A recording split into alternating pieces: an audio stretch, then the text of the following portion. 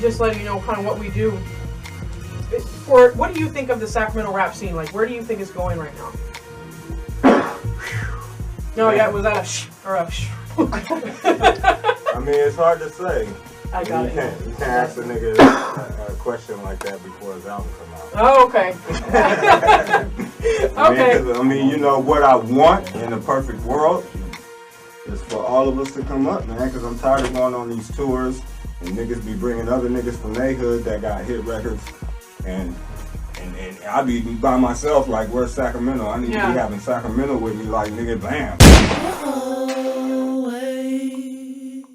Welcome to the next episode of Bottom of the Bay. Today we got a special guest, somebody that I've actually been watching for a while, her YouTube content, her interviews, and I actually model myself after her and look up to her in a certain degree. Don't do that. Oh, I got comments that's dating years back to prove this.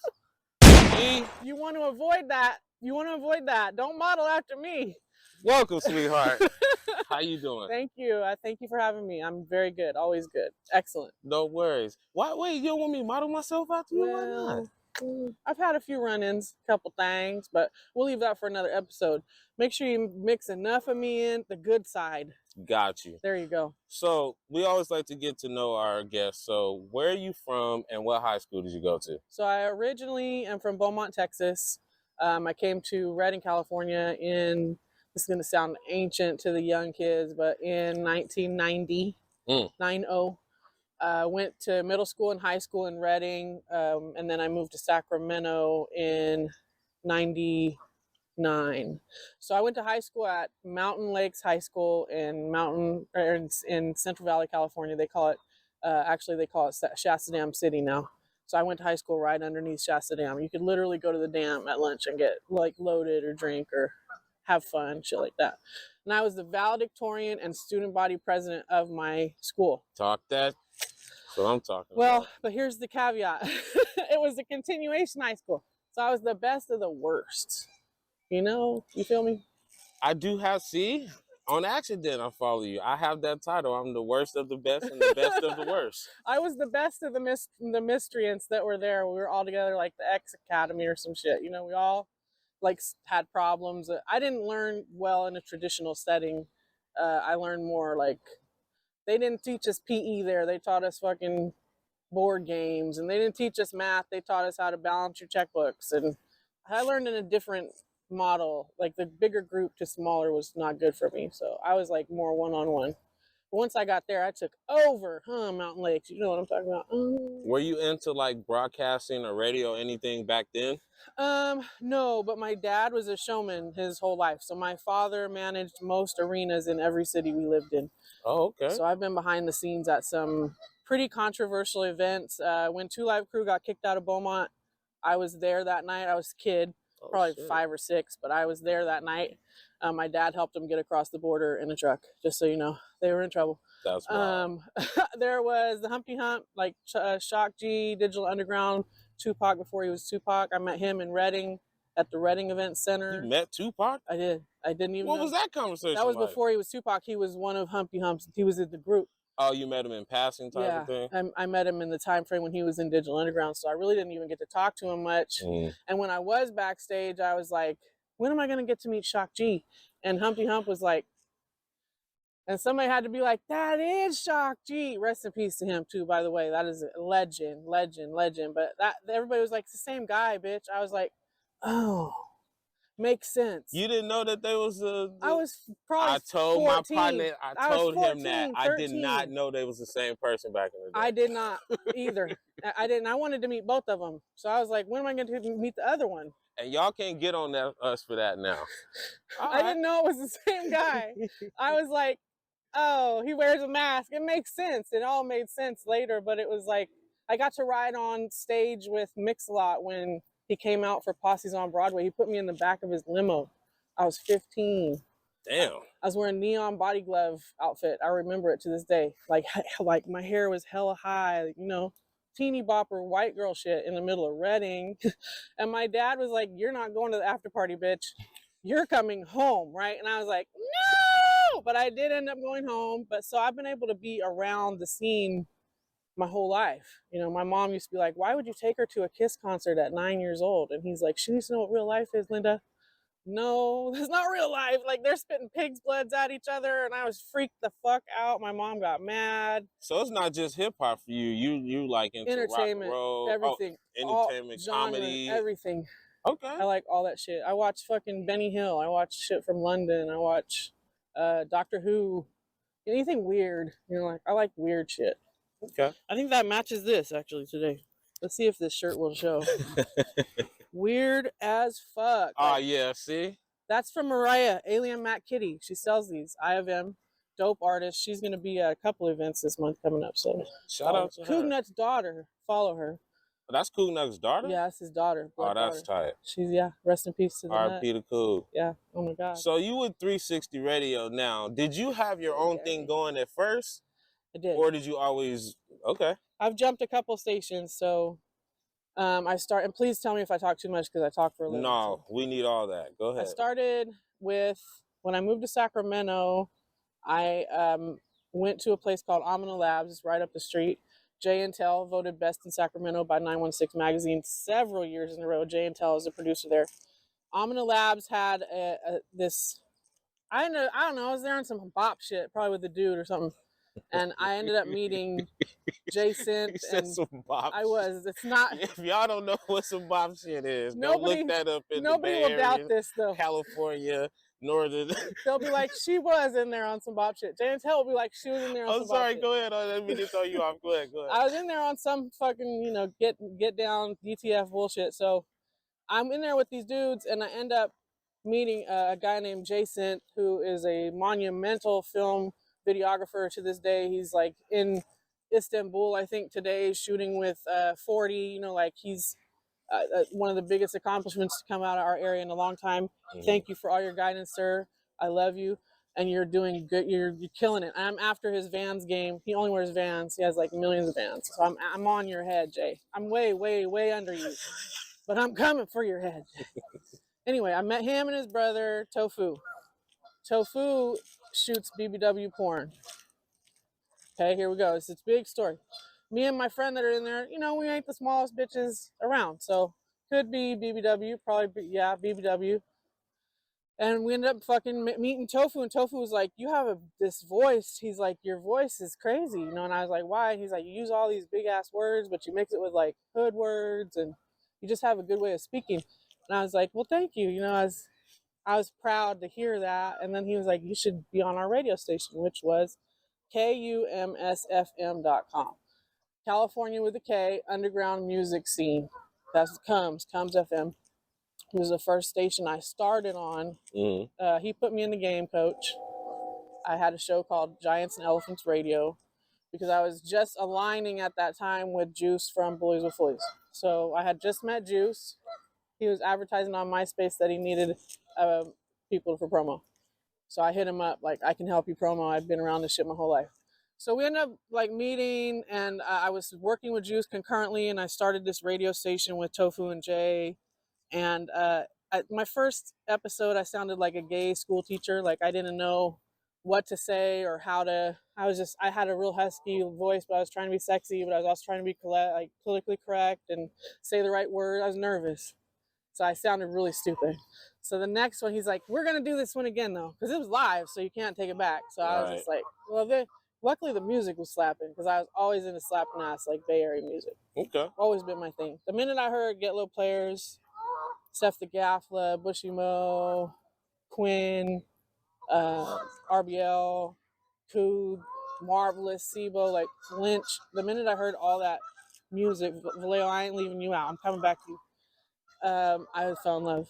So that's how I started, and I started playing. I always I was known to play the stuff nobody was listening to yet, because I was in with the guys. Okay. So I was always getting new advances, new songs. So then for a while, they all come to the radio station with me. At one point, Jay and Tell, the manager of the station, was like, I had DBs, so Work Dirty Hot from the Sick With It camp. This is 11 years ago. And it was like 16 deep in this tiny studio in Midtown Sac. And he's looking at me like, they're my clients, but bitch, you can't have this many people in here at one time, And I was like, I totally get it. Like, working it out right now, figuring it out. So luckily, not good but bad, they had so many viewers that they crashed my server because I had a very small bandwidth because I didn't think anyone even would listen to me. So I didn't pay very much money. So I had a very, very small listener bandwidth, and they crashed that shit out. So they had to leave anyway. But at that point, I was like, you know, people are really listening. Like, they're tuned in. And I wasn't sure if it was because of the guys or me or a combination of both, but I knew I had fun. So when I did it weekly, Giants and Elephants Radio. So that incorporated Stalin. So Stalin would come in like every other week, and he'd be Stalin on the radio. So before you go down that mountain, let me stop you. Okay. So you said you don't know if it was a combination of that or the people. So let's get into the people. Right. How do you meet these people? Like, you do know Stalins and like you said, the OG artists, and all the way up into the newer artists like Scandal the Dark Lord, and like, how do you stay tapped in with these people like that? I'm a blessed spirit. I was put on this earth to do what I do, and I got these like Wi-Fi symbols tatted on me a long time ago because I feel like I'm connected to something larger, and every time I do that thing that it is I do, I elevate. So it's like I should keep doing this. So I'm really aggressive. Aggressive meaning like when you meet them, or do you contact them like online? I'm very or persistent. Everything? I'm gonna get what I want, you know, even if it takes me a long time. I'll do it. I don't care. I understand because I'm me, and I know sometimes I don't let people get at me for a long time. So I get it. Like, people need their space and need their privacy, but I'm a fan, and the background word of fan is fanatic, and you have to be crazy with this shit to get anywhere with it. So I'm not, like I tell E40, because I still want to interview you, E40, I'm not crazy. I'm just very, very passionate about what I do. So when I be in people's DMs, I'm like, hit me back. Come on, let's get this in. Let's get this in. I stay on topic for years. Like, you can see, I go back 10, 12 years with some artists trying to get them to come into the radio station. I'm still trying to get them to come. But your success rate is high as an MF, though, man. Well, and it has a lot to do with perception, because luckily I am aligned with some pretty powerful people. And when they see me rubbing shoulders with these people, they're like, I need to be around her because I need to do what she's doing. She's being successful with them. And I'm more like, I need to be around them because I need to do what they're doing. So it's like a cycle, you know? But I started with all of my major connections as fans and or employees. I worked for Stalin, you know, like I was promo for him when he was doing 808s out the back in his bathrobe. You know what I mean? Like, Stalin, sure. I've known him a long time. And for me to back him back then and now continue to have him now is like respect. You know, like, we have a lot of respect for each other. But I wouldn't have met Stalin if I had never met Juice. So Juice is like the ultimate. He laid the track for me. He's like, I'm gonna give this bitch a chance. Juice from Frisco, right? Yeah, from Man, Juice Juice is like one of those people that I put him as like a forefather. Like, he never had a whack verse. He never had a whack tape. Man, shout out to He never Juice. had a whack assistant either. And he never had a whack assistant. And I always wanted to tell this Jay Stalin story because you brought him up. I got to tell this. Oh, story. I love I've Stalin. never heard of him, but one time I went to this video shoot in Oakland. That goddamn Keek the Sneak, white t-shirt, blue jeans, and Nikes. Hey. And this nigga Jay Stalin walked up with like 3 niggas, and the whole neighborhood knew who he was. He had to be about 4'11". What's my name? And everybody was like, Jay Stalin. And he walked up to Keek and said, tell me when to go. Tell me when to go, right? And this song wasn't out yet. We didn't know what the hell they was talking about. That together at the studio. That song came out a month later and went crazy. Yeah. They took, I mean, Livewire in general took over. West Oakland was a win. It's still win. Like, Stalin, his growth is insane. Yeah. He's and all them niggas, the whole neighborhood showed this kid love. And he looked like a little kid when I seen I'll this show guy. you the and pictures. They all was showing him love. They used to be like, are you his And he had a little baby bottle of Hennessy. It was hella small. He was sipping that motherfucker. People ask me, is that your foster kid? And I'm like, no, that's Jay Stalin. Because I've always been older. You know, I'm turning 47 next week, Tuesday. So I'm not like I'm not the young fucking host. I'm still the host that requests a chair for her writer. You know, I'm like, if I'm hosting your show, I need a chair on the stage. No bullshit. It's cold in Sacramento for some reason. All right, so let's get to 360 radio. So 360. So I jumped from Giants and Elephants. I had my own studio. I used to run my own boards, bring all my talent in. I can't do it with this on, but it's okay. Keep it on. I just have to raise it up a little bit because I can't breathe. So 360 is an Eddie Z thing. So for a while, Juice was funding this station I had, the Giants and Elephants. And then Shadow was my program director. He has Hype Radio. He's up here too. So I've been like tapped in with hella people like for years. But the money, Juice goes to the pen. I need to stop. The money stops. So I just kind of quit for a while. And when I quit for a while, everybody was like, what the fuck? You know, like, you can't do that. And I was like, I'm working. I'm in my bag, you know? Do you ever feel like quitting? Yeah, every day. I write a letter to quit every day. So why do you keep going? Because I realize that it's not that I'm mad at. When I write the letter, I'm like, I'm not mad at the game. I'm not mad at what I do.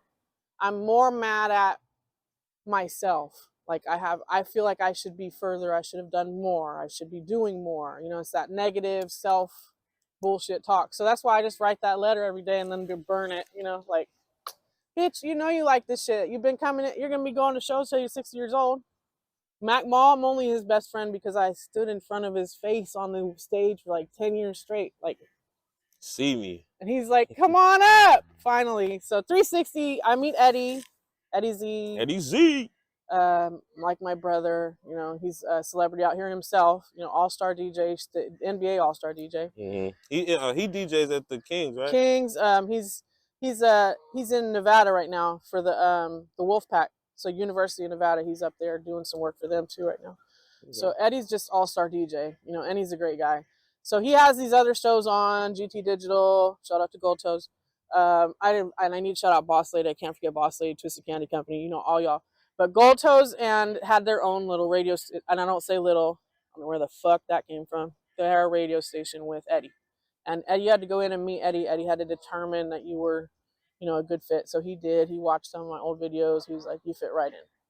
So I was like, "Cool." So I started Connected Radio. That's why all the connected signs. I started Connected Radio, and then that's when, that was probably a good 6 years ago. Yeah, 6 years ago, 7 years ago. Okay. So I've been stepping my resume up there, you know, like, but my first interview was Stressmatic. It's like my very first interview at 360 was Stressmatic, and that's he don't from the do Federation, interviews. right? Yeah, he does an interview with people. That nigga's hard though. It's a known fact. It'd be like having Andre Nicotine as your debut. You don't see him much neither. Yeah, Stress, love you, Stress. That's my guy. So he was my first interview in, and then after that, it was like I was calling all my heavy hitters, and then once they saw me with the heavy hitters, they wanted in. So it became like a monopoly. Lav D helped hook me up a lot. True Story Gang, fucking hella people like let me borrow their clout. You know, Mac Mall, all my cutties from Vallejo, Sugar Wolf. I got Sugar Wolf's first interview out of the pen. That's right. What the fuck? Who does that? So where you trying to take the game today? Like what's your goal today? What are you trying to do? The same thing you've been doing? Are there new objectives? Like I want to still do interviewing. It's just fucked up because I'm comfortable, and that's where you don't grow. So it's like I know I need to shake it up and move it, but I'm also lazy sometimes. So I just continue to do the same thing every week. It still has some motion. You know, like, but I really need to spice it up. So I'm really trying to go further than I am. I'm looking into doing acting, like a real life acting gigs, and maybe try to get out and get a show or on a show on some major network where I can flex these words, you know, like versus here, but I would still do here. But then again, the underground music is kind of what fuels the whole fire for it anyway. So right. It's really my way of staying out of my head. This career is my way of keeping myself out of my own way, but I'm also in my own way. It's a conundrum. I don't know. And the reason that I asked that is because a lot of times I'm kind of confused, like really where you going with it, because like you're a host and you're a great host, right? And like then you're on YouTube with it, yes. And you're really good with YouTube as well. Then you have a team backing you, and it's like How about this I feel like answer? they should put the house behind you type shit. I don't know where I'm going. You know what I mean? Like, I just show up. But eventually, it's going to pay. I know it. You're right. And that's probably what, because a lot of people, you know what I'm saying, like the K-Slaves and the Sways from, they were underground for a long time, and then they finally start to get the recognition because they have so much My history, connections my and catalog, history and it's stuff like that. disgusting. But what I do think would refine me a lot, and this is self-reflection in all of its finest, I need to remove some of those titles. Like, I can't really be the best DJ. I'm not a DJ. I'm an on-air personality. Phil My Mike was just on recently. Shout out Cameo, biggest station on the fucking West Coast. Yeah, he was in there. I interviewed him. He's like, "You're an on-air person. You're an on-air talent." I'm like, "You're right. I'm an on-air talent. So I really should drop some of these other gigs. I am too loyal, you know, to a fault. Like, I am too loyal. I won't stop doing the things I started doing because that's what got me here. So I'm afraid if I drop one thing, what if that's the one thing that was keeping me where I was supposed to be at?" Yeah, that makes sense. But I'm also getting older and I have jobs and parents and real life. And I mean, I've divorced over this shit. I'm married to this game. And I don't got shit. I ain't got no work. You hear me out there? None. Don't let nobody tell you no different, no work. Talk None. that shit. None. I don't have time. People be like, "What are you doing tonight?" If you WID me one more motherfucking time, like, you know what I'm doing tonight. You see what I'm doing. I document everything. And I have documented everything like that since 2008, actually. I can see you having your show on Revolt, you know what I'm saying, being on regular TV and stuff like that, man. I would love that. I ain't gonna say stop the grind. I'm gonna say keep going. I would love that, and I do. Let's get into your branding skills, because you brand hella good. you brand everybody's thing, your thing, this thing, man. I'm a good liar, you know. So I'm be honest with you. They ain't got nothing against any brand I'm with or associated with. I know how to make it look good. I will, no matter what. So that's how I keep all those balls in the air. And half of the branding is I already know if their shit takes off, I take off with it because I'm branding it. So it's really my own hustle. Like, the better I do, the better they do, the better they do, the better I do. So I pick up people don't even ask me to do this bullshit. Like, GoDare never hired me. I picked up a circle. This goose is coming real close. I picked up a circle at a fucking show one night at a City of Tree Smokeout. Shout out Boss Lady. And I put it on, and GoDare was like, the next night, he's like, "I need you at Club Liquid in San Jose." And I was like, he's like, "Jack a show." And I was like, "Huh?" I was like, I said I was going anyway, but okay. You know, and he was like, "I need you to wear the sign." And I was like, I said, "I didn't know I worked for you." And he goes, "You didn't work for me. You signed up." Because I put the sign on. So shout out Network, GoDare Magazine. So we've been rocking ever since. That got me into every club in the city. GoDare's affiliation. I mean, affiliations to all the people on me. So 211. Show them tattoos. That's fucking Big Draws, James Mack, my whole rest in peace to Mano from 11.5. Like, this is Frisco family right here. This is Santa Rosa, tapped in right here. My dog, she's the best out there. She's performing tomorrow. Singular. You got her tatted. That's hard. As soon as I met her and hung out with her, like, we're like family. We're not friends. We're family. Soul on Fire's Doey Rock. He passed away. He's the king of Sacramento. Passed away in 2020. So I got that for him. 40, that's why he thinks I'm a little off, because I have the choices on my arm right here and the up and the nope on my wrist, because I got tired of telling people yes and no at my job sometimes. So I just like be like putting up my hands. That's right. Jacka, See It Through. That's the year he died.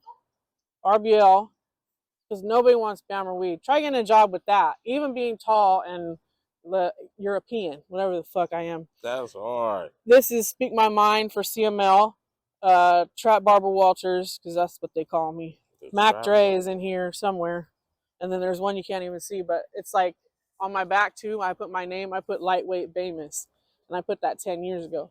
Because I knew I would be a little bit famous in the Bay at some point in my life. No, that's a different type of dedication. Y'all better show this woman some love, man. I did all this before it was happening. Check this out. What's something that you can give to the up-and-coming content creators? Don't feel pressured. The pressure kills the joy. So if you're feeling pressured to do something, you're taking the fun right out of it, which takes the watchability out of it. People want to watch real.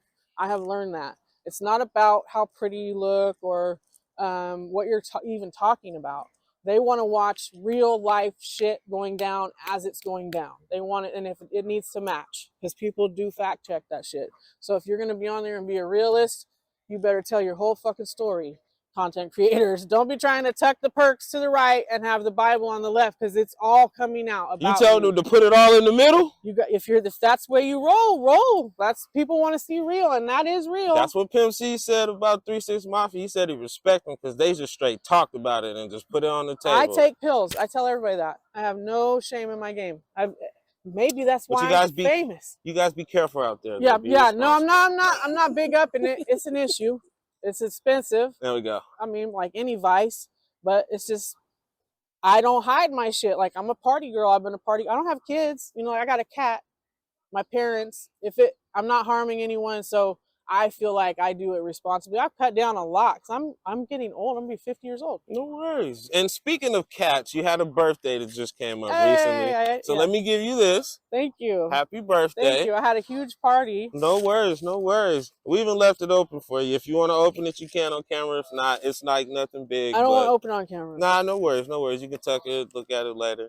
But that about wraps this interview up with Bottom of the Bay. I wanted to come. It's not the first time we're going to talk to, because you got a lot of wisdom and game, and I'm going to key in on some stuff I actually want to ask you about. Yeah. Maybe like tours and stuff you went on. And shout out Wendy Day too, the goat. She let me interview her. Right, and this was a long time coming. I've been trying to get her for like 2 years. It's the pandemic, and I try not to say pandemic on camera. That's the first time I said it since that shit started. So give me credit, goddamn. Hey, I interviewed you. So that's how we met the first time. Right, and that goes back to, and when I say that I model after you, that means like going off the top of the head, trying to, you know, have a certain type of demeanor to create relationships with people, and, you know, try to be bigger and better, and the lights be brighter every time you see me or the people that I bring on camera. So it has to look good, man. Make it look good. Content creators, make it fucking look good. Tell them. So you want to give everybody your social so they know where to find you at? McYee. I had to drop an E because I had a billboard last year. And it had one extra E in it, so I had to drop an E. But it's MCYEE_ major key, 2 Y's. I went from low key to high key to major key. And you can get 360, the 360 radio, THE 360 radio, nails by Cree, press-ons. I got them, man. I branded a lot of people's shit, but I have it on me right now, so I'm showing. GT. That's right. Well, look, shout out to Geese, Sacramento, and McYee, and until the next time. Bottom of the Bay, thank you. I appreciate that, man. And if I talk your ear off, next time you come to me, we'll do it on my stage. No worries. So, peace.